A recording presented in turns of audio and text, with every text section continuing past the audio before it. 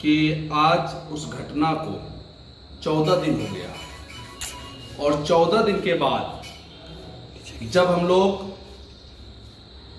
लगातार प्रशासन को कहते रहे कि भैया मुर्शीद की जान चली गई है और मुर्शीद की मृत्यु में अगर किसी ने लापरवाही बरती तो वो डॉक्टर चौपाल, दोनों ब्रदर डीएन चौपाल और जीएन चौपाल। लेकिन डॉक्टर चौपाल का सोर्स इतना बड़ा है कि अभी तक उस पर प्रशासन ने शिकंजा नहीं कसा है। आज 14 दिन बाद अस्पताल में ताला जड़ दिया गया, सील हो गया अस्पताल। इसके लिए मैं प्रशासन के पहले कदम का मैं धन्यवाद देता हूं और ये ताला जड़ने से जितने भी फर्जी अस्पताल हैं उस पर कार्रवाई की अब उम्मीद हमें जाग रही है। दूसरी बात मैं आप लोगों को बताना चाहता हूं कि आज जो अधिकारी अस्पताल को सील किए हैं उस अधिकारी का बयान आया, मैंने सुना है अभी न्यूज चैनल के माध्यम से।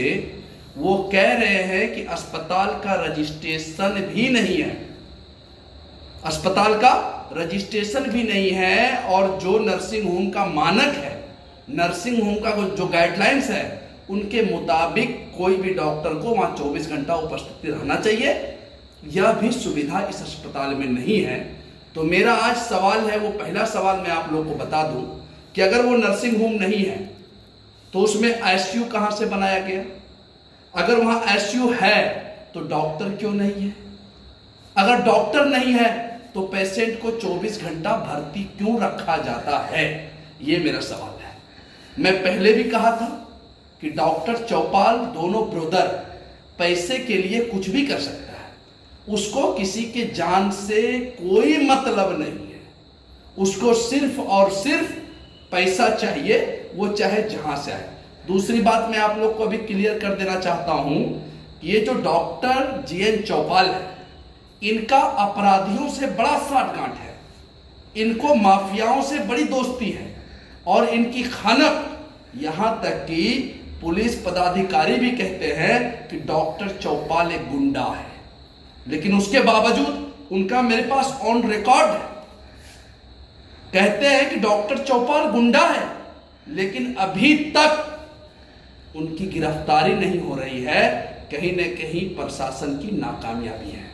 और एक बात और आप लोग को मैं बता दूं कि जो डॉक्टर चौपाल का 2 हॉस्पिटल है, एक ईश्वर दयाल नाम से एक अस्पताल है, दूसरा श्री ओम साई अस्पताल। तो एक कॉलेज के पास फारबिसगंज में है, वहां जहां सर्जरी वो करते हैं, सर्जन है वो, और उसके बाद जब उसका केस बिगड़ जाता है तो वो ओम साई नर्सिंग होम में डालते हैं। तो मुर्शीद का जिस तरीके से मौत हुआ, जिस तरीके से मुर्शीद की मृत्यु हुई, वो साहब अगर आप लोग देख लेते ना किस तरीके से लापरवाही की गई है। एक जानवर को भी इतनी लापरवाही से इलाज नहीं किया जाता है जितनी लापरवाही से मुर्शीद का इलाज हॉस्पिटल में किया गया था। 2 लाख, 2.25 लाख रुपए की वसूली की गई। उसके बाद इतना हरधर्मी जब मुर्शीद की डेथ हो गई तो कोई भी अस्पताल का बंदा आके ये भी नहीं कहा कि भैया मुर्शीद की मौत हो गई है, इसमें ये कारण है, वो कारण है, तसल्ली भी नहीं दिया, बल्कि यहां तक कहा गया कि पूरी खानदान का ताकत लगा दो, मेरा कुछ वो बिगाड़ नहीं सकते हो। ये टसक है डॉक्टर चौपाल का। मैं तो डॉक्टर तो डॉक्टर है और डॉक्टर ये अपराधी कैसे हो गया? अब तो साहब मैं तो ये कहता हूं ये डॉक्टर नहीं, ये चंबल के डाकू से भी ज्यादा खतरनाक है। इस चंबल के भी डाकू से ज्यादा खतरनाक है। इनसे अब डर लगता है साहब, डर लगता है हमको, इस डॉक्टर से अब डर लगता है कि पता नहीं कब किसकी जान से खेल जाए, पता नहीं कब किसकी ये जान ले ले।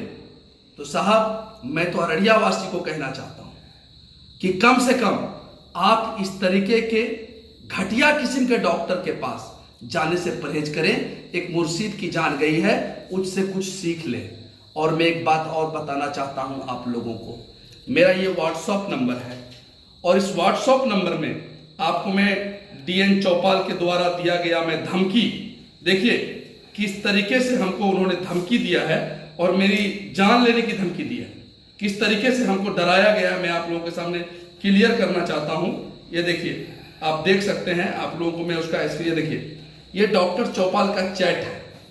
ये डॉक्टर चौपाल कहते हैं वसूली गैंग।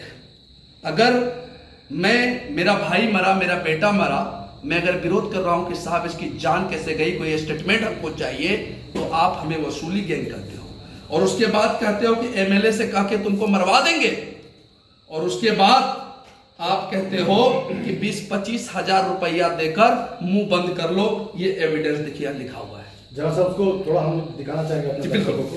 देखिए किस तरीके से डॉक्टर चौपाल के द्वारा, नंबर देख लीजिए 987112340229, इस तरीके से नंबर देखिए, इस तरीके से चेट दे दे के उन्होंने धमकी दिया कि वसूली गैंग उन्होंने लिखा है। वो बाद में ले लिया है कि मैं हर जगह कोई भी मेरा विरोध किया है तो मैं उसको जेल में डाल दिया हूं। उसके बाद मैं आपको बता देना चाहता हूं कि आज जो अररिया की डीएम साहिबा ने जो कार्रवाई की है, निश्चित तौर पर इंसाफ की उम्मीद अब हम लोगों को जाग गई है और हमको लगता है कि अब इंसाफ मिलेगा, क्योंकि आज उस अस्पताल को सील कर हमें कहीं न कहीं उम्मीद जागी है। जिलाधिकारी महोदय को क्या कहना चाहेंगे? जिला अधिकारी महोदय को बहुत बहुत धन्यवाद। जिला अधिकारी महोदय का मैं शुक्रगुजार हूँ कि जिला अधिकारी महोदय ने आज गरीबों में ये उम्मीद जगा दी है कि अभी भी इंसाफ बाकी है। उन्होंने उम्मीद जगा दी है। साहब पत्ता पत्ता जख्म है, दर्द डाली डाली है और पूरा अररिया पुकार रहा है कौन हमारा माली है। अगर इस कठिन परिस्थिति में डीएम साहिबा अगर खड़ी हुई है हम लोगों के साथ, तो निश्चित तौर पर बहुत अच्छा काम उन्होंने किया है। इस इंसाफ की लड़ाई में कई लोगों पर प्राथमिकी दर्ज की गई। इसमें लगभग 150 लोगों पर प्राथमिकी दर्ज हुई है। इंसाफ की लड़ाई लड़ रहा हूं, 150 लोगों पर प्राथमिकी दर्ज की गई है, लेकिन डॉक्टर पर नहीं की गई। डॉक्टर पर एक एफआईआर हुआ है, एक एफआईआर डॉक्टर पर हुआ है। और एक बात और मैं आपको बता दूं, डॉक्टर चौपाल साहब किस जाति के हैं, किस धर्म के हैं, कहाँ के हैं, ये हम लोगों को नहीं पता। हम लोगों को सिर्फ पता है कि डॉक्टर है और उन्होंने जिस तरीके का कृत्य किया है हम लोगों के साथ, उन्होंने SC/ST एक्ट के तहत मुकदमा दर्ज किया है कि मेरे को गाली गलौज दिया। मैं पूछना चाहता हूं कि जब डॉक्टर से हम लोगों की मुलाकात ही नहीं है, डॉक्टर यहां प्रेजेंट ही नहीं है, तो हम लोग किसको गाली गलौज दिए? तो इसलिए जांच का विषय है ये और निश्चित तौर पर जांच होने के बाद परिजन निर्दोष पाए जाएंगे और जेल चोर डॉक्टर जाएगा।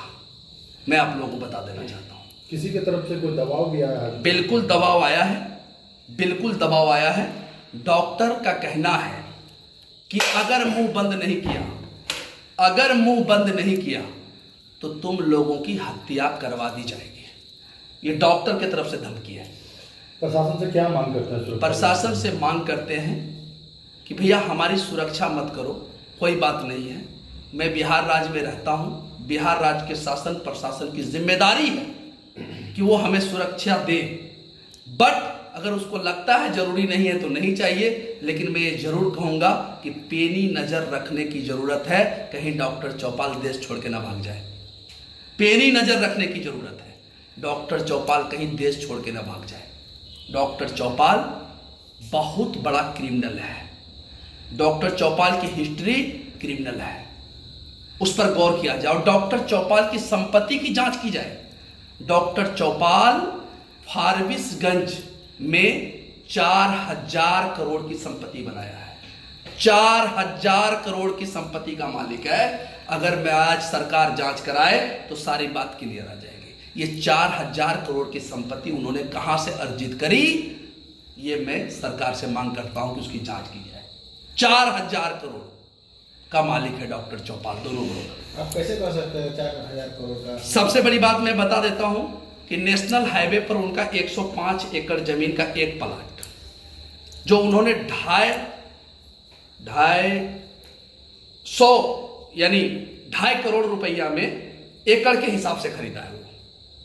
2.5 करोड़ एकड़ के हिसाब से वो खरीदा है। तो आप समझ सकते हैं 105 एकड़ जमीन का कितना कीमत हो गया। टोटल 4000 करोड़ का मालिक है और पिछले 4-5 वर्षों में वो पैसा बनाया है। हमें तो शंका है कि ये लोगों की जो मृत्यु होती है सबके साथ बॉडी का पार्ट्स निकाल कर ये बेचने का काम करता है डॉक्टर चौपाल। आप आवाज उठाइए, सच सामने आ जाएगा, खुलासा हो जाएगा सारी चीजें। और ये हत्यारे डॉक्टर को सरकार जेल में डाले, मैं सरकार से मांग करता हूं। कोई भी सवाल हो आप लोग ले सकते हैं। सवाल पॉज कर दीजिए। कि डॉक्टर चौपाल की अगर आप हिस्ट्री निकालेंगे तो अररिया जिला का कोई ऐसा गांव नहीं है जहां से डॉक्टर चौपाल ने 2-4 लोगों की जान नहीं ली है। डॉक्टर चौपाल रामपुर के करंट इस 2022 की मैं बात बता रहा हूं। रामपुर जो फारबिसगंज प्रखंड का एक रामपुर दक्षिण पंचायत है, वहां 2 लोगों की जान ली। सोनापुर पंचायत में 1 लोगों की जान ली। महेशमोड़ी में 3 लोगों की जान ली। तिरसकुंड में 2 लोगों की जान ली। बड़ेपारा में 1 लोगों की जान ली। भंगी में मुर्शीद की जान ली। आप बतनहा पंचायत की सर्वे कर लो, यहां उन्होंने 7 लोगों की जान ली है। ये इसका काम है। ये ऑपरेशन मालूम है खुद से नहीं करते हैं, हेल्पर रखे हुए हैं, हेल्परों से ऑपरेशन कराते हैं। डॉक्टर चौपाल ड्यूटी करते हैं पटना में, अस्पताल हो जाता है उसके नाम पर फारबिसगंज पे। ये डॉक्टर चौपाल का अगर जांच किया जाए तो मेरी एक एक बात सत्य निकलेगी और मैं तथ्य के आधार पर बोल रहा हूं, एकदम सत्य है और 100% सही है। ये खुद से ऑपरेशन नहीं करते हैं और जांच होगी तो ये क्लियर हो जाएगा, एकदम क्लियर हो जाएगा सर। डॉक्टर चौपाल हत्यारा साबित होगा, हत्यारा साबित होगा। एनी मोर कोई क्वेश्चन है आप लोगों का तो ले सकते हैं।